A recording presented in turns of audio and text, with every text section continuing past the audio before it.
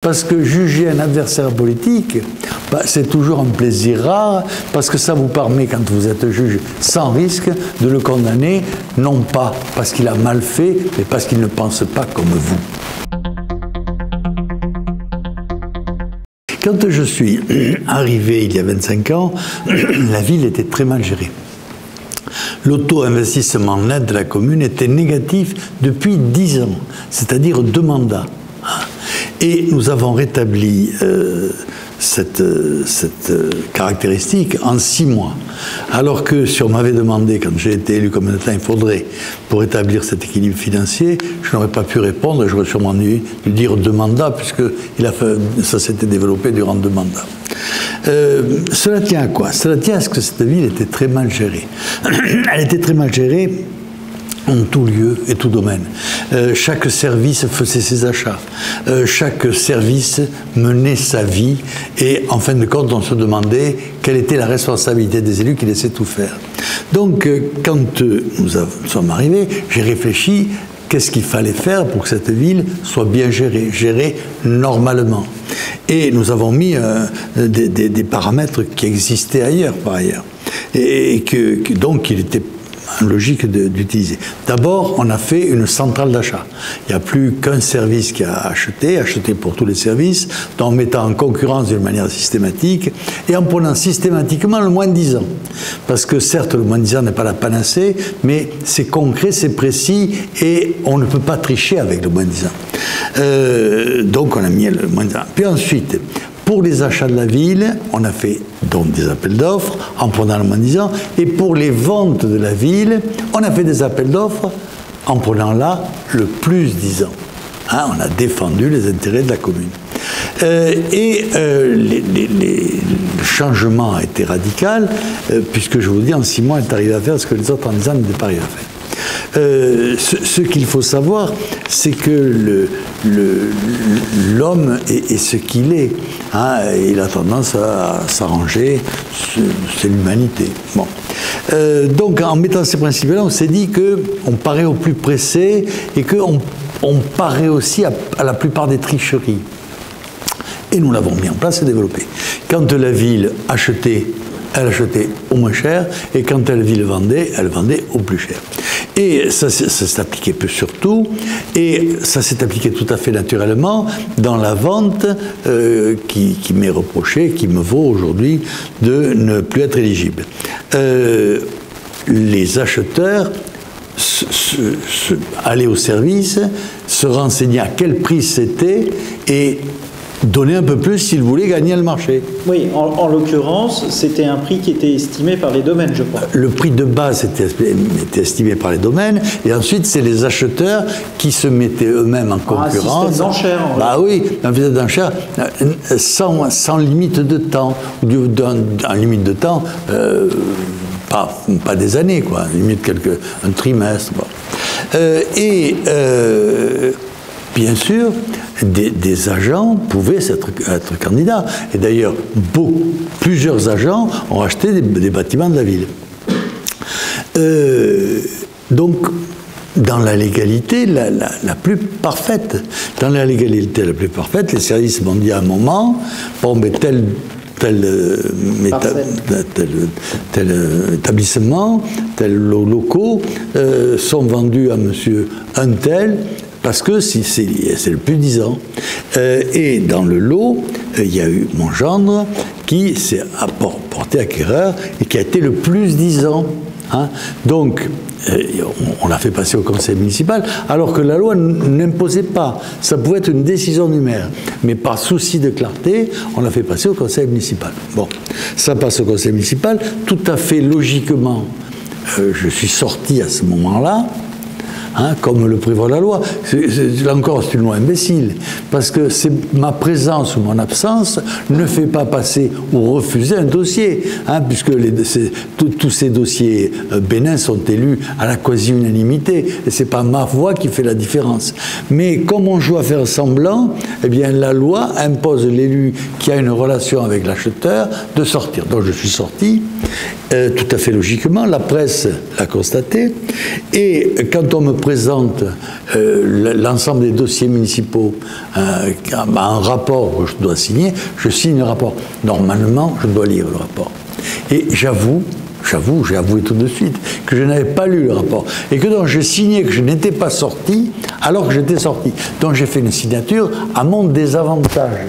Et c'est ça la cause qui fait que je suis condamné à 5 ans d'inéligibilité. C'est pas que j'ai fait perdre de l'argent à la ville, non, c'est que j'en ai fait gagner, mais que j'ai signé par erreur que je n'étais pas sorti alors que j'étais sorti. C'est ubuesque, c'est grotesque. Et quand on passe devant un tribunal, que vous essayez de faire entendre ce qui se pratique administrativement dans toutes les collectivités de France, vous vous heurtez, si on n'a pas envie de vous entendre, à un mur total, puisque les juges ont le droit et le pouvoir d'entendre ou de ne pas entendre, de comprendre ou de ne pas comprendre. Tout dépend de leur bon vouloir. Et c'est pour ça que j'ai parlé récemment du droit des juges à prendre légalement des bénéfices, parce que juger un adversaire politique, c'est toujours un plaisir rare, parce que ça vous permet, quand vous êtes juge sans risque, de le condamner, non pas parce qu'il a mal fait, mais parce qu'il ne pense pas comme vous. Hein, c'est le signe d'un totalitarisme d'État. Hein, c'est le signe que l'État n'exerce plus ses compétences régaliennes, mais les délègue au bon plaisir de juges qui n'ont aucun contre-pouvoir, qui n'ont d'autant plus d'absence de contre-pouvoir que, en fin de compte, la pensée à gauche est la règle quasi unanime chez les juges, surtout sur ceux qui sont sortis de l'école nationale de la justice, de la magistrature, l'école nationale de la magistrature, qui formate les gens, les étudiants qui viennent chez eux, d'une manière gauchisante tout à fait extrême.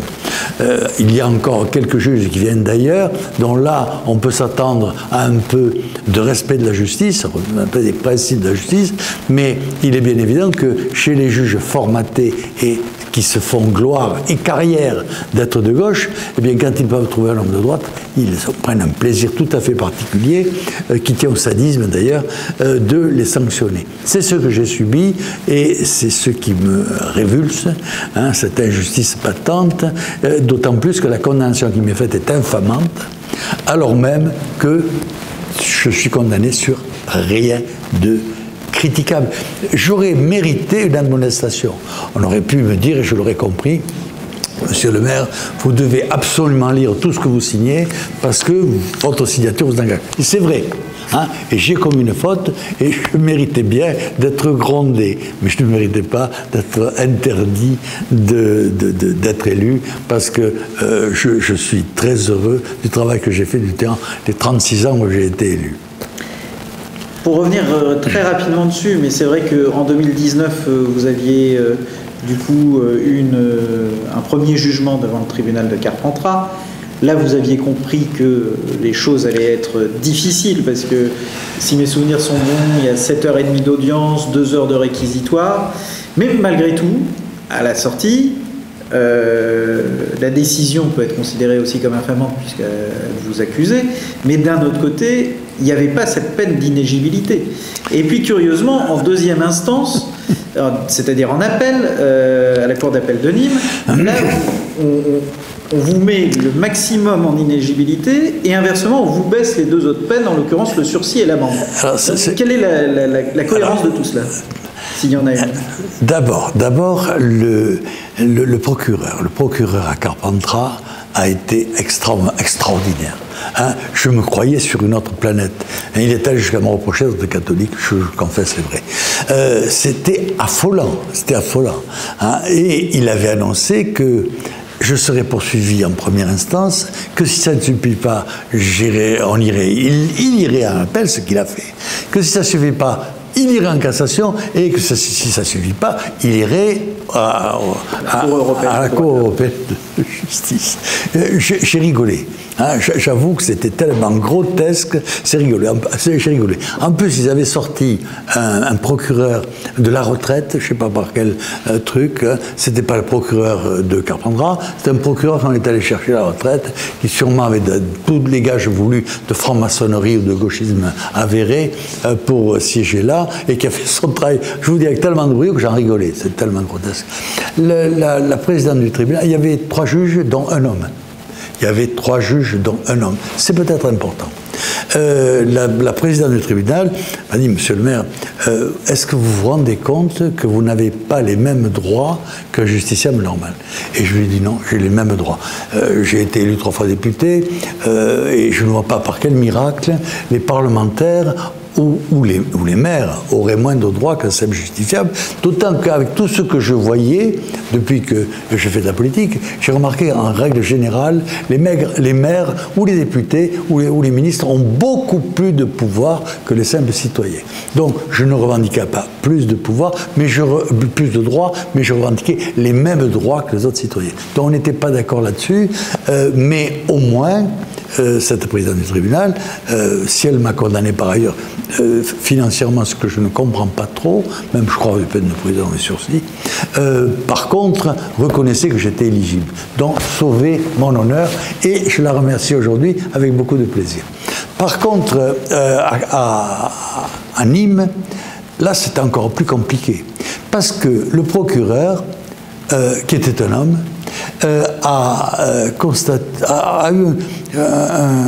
fait un rapport tout à fait correct, et a demandé une peine symbolique, une diminution de l'amende et une peine symbolique et non infamante. Ce sont ces mots. Ça avait été mon mot aussi, mais il l'a repris. Hein, je demande à ce que ce ne soit pas une peine infamante qui doit donner une peine symbolique. Effectivement, j'ai bien été une peine symbolique. Et les 3 juges du tribunal, 3 femmes, elles m'ont attaqué et m'ont condamné sur le fait que mon gendre n'avait pas fait appel. Or, pourquoi mon gendre n'a pas fait appel? Parce que la justice, pour un honnête citoyen, c'est terrorisant. Je jure devant Dieu que jamais ma fille ou mon gendre m'ont demandé d'aller voir si leur offre était suffisante ou non, et elle n'en avait pas besoin. C'était ouvert, hein, c'était un appel d'offres ouvert. Ceux qui ont fait un appel pouvaient revenir, voir où en était leur offre, etc. Donc on les accusait de rien, de ce qu'ils avaient fait, mais ça les avait énormément peinés, fatigués et rendus allergiques. Et donc je comprends tout à fait qu'il n'ait pas porté plainte. Et moi, si je portais plainte, c'était parce que c'était pas moi qui faisait appel, c'était le procureur de première instance. Donc tout ça était logique, sauf pour cette présidente du tribunal qui voyait l'aveu de ma culpabilité dans le fait que ma fille et mon gendre n'avaient pas fait appel. Donc c'est ubuesque, c'est grotesque, hein, cette justice est grotesque. Donc je suis condamné ignominieusement par une justice grotesque, et c'est vrai que ça attire ma colère, une grande colère. Et du coup, quelles sont les conclusions politiques que vous tirez de ce jugement politique aussi? Alors, je crois que j'ai été condamné par ces 3 braves dames parce que je fais appel à Éric Zemmour pour être candidat à président de la République et que manifestement, il est en train de sauter le pas et donc de perturber tous les arrangements mafieux des partis institutionnels qui se partagent les fautes, les crimes et les trahisons. Oui, parce que pour replacer dans le calendrier, la première instance, on est en mars 2019, quelque chose comme ça. L'appel, on doit être en mars 2021. 2020 non, 2020, c'était les élections. Je pense qu'on est en 2021. Très possible. Donc les choses avaient été rendues publiques de votre action. Ah, mais dans tout, j'ai été élu 2 fois député et 2 fois maire sous sous les tambours de cette affaire judiciaire. Hein, sous les tambours, sous les accusations, sur les infamantes la plupart du temps. Et les Orangeois qui me connaissent ont balayé tout ça avec beaucoup de mépris, ce qu'ils font encore aujourd'hui, puisqu'ils m'assurent de leur soutien constamment. Le problème, c'est que, justement, comme vous le remarquez, il y a toujours une dimension extrêmement infamante. Il y a une forme de calomnie enracinée, c'est de la calomnie placardée dans le marbre, d'une certaine manière. Et même certains électeurs pourraient être tentés de dire « Oh, je comprends pas trop l'affaire, mais si... si les juges le disent, c'est que c'est vrai. Voilà, vous voyez, et si les juges et la presse le disent en plus. Certains peuvent vous porter une réelle affection, tout en se disant « Oh, peut-être qu'il s'est passé un truc, mais on lui pardonne. » C'est pour ça que je dis que c'est une peine infamante. Et alors, comment parce qu'il y a quand même nécessité par rapport à ça, comment on lave finalement cette vis-à-vis de la justice, on ne lave pas. Je me rappelle d'une affaire dont je parlerai dans le bouquin que je vais faire sur la justice, d'une affaire qui nous a opposé au tribunal de Carpentras. Le tribunal de Carpentras nous condamne dans 2 affaires. Donc, l'évidence manipulation est totale. Donc, nous demandons de faire appel. Le tribunal qui doit transmettre les dossiers d'appel à Nîmes ne le fait pas, et donc ces 2 dossiers, infamants aussi, sont évacués et ne peuvent pas bénéficier de l'appel. C'est quand même faramineux. Eh bien, pour ces faits-là, qui sont pour moi de la haute incompétence, il n'y a aucune poursuite possible contre le tribunal de Carpentras. Alors justement, vous en appelez, je crois, dans certaines conversations, en tout cas, à une responsabilité finalement des magistrats, et voire même vous tenderiez à une forme d'élection du magistrat. Je crois qu'aujourd'hui, être juge est la seule profession qui n'entraîne pas de sanction en cas de faute. Moi, je suis chirurgien dentiste. En cas de faute, on me poursuit et on me condamne. Un policier qui défend la sécurité du pays, de la région, s'il fait une faute, ou si on juge qu'il fait une faute, il est condamné et sanctionné. Normalement, toutes les professions sont poursuivables et sanctionnables, sauf la profession de juge, où on ne connaît pas de sanctions et on ne produit pas de poursuite. Là, par contre, il y a quelquefois des admonestations. Or, s'il y a des admonestations pour les juges, il devrait y en avoir pour toutes les autres professions. Or, on s'aperçoit qu'elles sont beaucoup plus condamnées que celles de juges. Donc, je demande une égalité. Je demande une égalité. Et là aussi, dans la justice, je demande la parité. Parce que j'ai vu la différence quand le tribunal était constitué de 3 juges femmes, ou quand il est constitué seulement de 2 juges et un homme. Et j'ai vu aussi le discours du procureur de Nîmes et l'attitude des femmes juges de Nîmes qui était fondamentalement différente. Toujours sur le sujet de l'aide de justice, et dernière question, parce que ça le rejoint, on a vu qu'il y a une prochaine réforme qui est annoncée en 2022, avec la suppression tout simplement des jurys populaires, là où ils étaient encore préservés, c'est-à-dire lors des assises. On sait que ça avait déjà commencé parce que leur rôle avait été réduit, que beaucoup d'affaires avaient été correctionnalisées, soi-disant pour aller plus vite, etc., etc. Est-ce que vous y voyez là aussi une trace, une évidence? C'est d'une gravité. La justice cherche à se détacher. Bah oui, c'est une gravité colossale. Normalement, les juges jugent au nom du peuple. On voit bien qu'ils ne jugent plus au nom du peuple, mais moi, pour ma part, je suis pour les tribunaux populaires, parce que c'est à lui de juger et non pas à des professionnels scolarisés et qui réussissent en fonction de leur idée politique. Il est bien évident que cette politisation des juges est un crime contre la justice. L'élection est un tribunal populaire en tant que tel. Je ne dis pas que le système américain est le meilleur, mais je dis qu'il est beaucoup moins mauvais que le français. Il ne doit pas y avoir de caste. La justice de caste, c'est une justice, c'est l'absence de justice. La justice de caste, c'est l'absence de justice. Normalement, la révolution avait été faite pour rendre la justice au peuple. La justice, si elle a été au peuple au moment, est confisquée depuis longtemps. Et en tant que militant politique, cette fois-ci, ça signifie que malheureusement, même en en gagnant le pouvoir par les élections, même quand le peuple confère à quelqu'un la responsabilité de le représenter, malgré tout, ça ne signifie pas qu'il a gagné la partie pour... Non, je crois que c'est Mitterrand qui était un fin connaisseur. Mitterrand disait que les juges avaient tué la République, les juges avaient tué la royauté et qu'ils tueraient la République. Je crois que leur travail est bien avancé, ils sont en train de la tuer. Je crois d'ailleurs que la République est morte. Je pense qu'il ne peut pas y avoir une absence de sanction pour les juges qui jugent pour leur bon plaisir. Hein.